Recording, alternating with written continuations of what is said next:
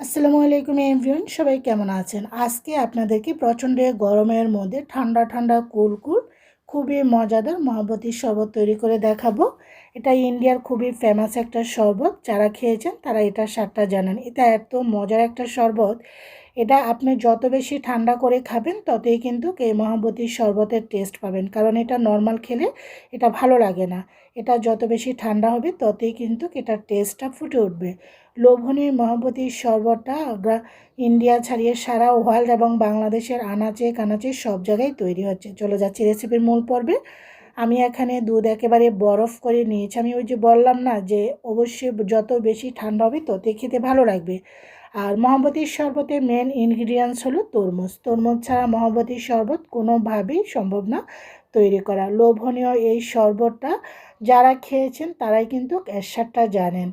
তা আমি এখানে এই যে দেখুন, এখনও কিন্তু দুধ থেকে এখনও কিছুটা বরফ রয়ে গিয়েছে। আমি একটু বরফ করে নিয়েছি আর দিয়ে দিচ্ছি এখানে এটা কালার আসার জন্য রুয়াবজা, এবং মিষ্টির জন্য দিচ্ছি কনডেন্স মিল্ক। আপনারা চিনিটা ইউজ করতে পারেন বা গুঁড়া করেও ব্লেন্ডার জারে বা পাটা পিসেও গুঁড়া করতে পারেন, যে যেরকম মিষ্টিটা খাবেন। তবে শরবত মিষ্টি না হলে খেতে ভালো লাগে না, পানসে হয়ে যায় অল্প শরবত মিষ্টি হলে। আমি আবারও কিন্তু দেখেন 20 থেকে 25টি কিউব দিয়ে দিয়েছি এখানে বরফের টুকরো। আমি বললাম না, এটা যত বেশি ঠান্ডা হবে ততই কিন্তু এটার টেস্ট ফুটে উঠবে, খেতেও কিন্তু অসাধারণ লাগে।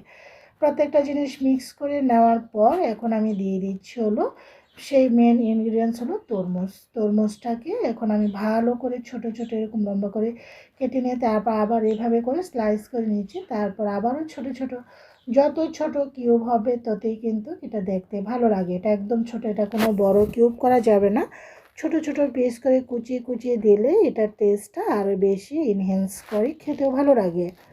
এই মহাবতীর শরবতটা এত লোভনীয় একটা শরবত, যারা খেয়েছেন তারা এটার টেস্টটা জানেন। আমি প্রত্যেকটা জিনিস আবার ভালো করে মিক্স করে নিচ্ছি।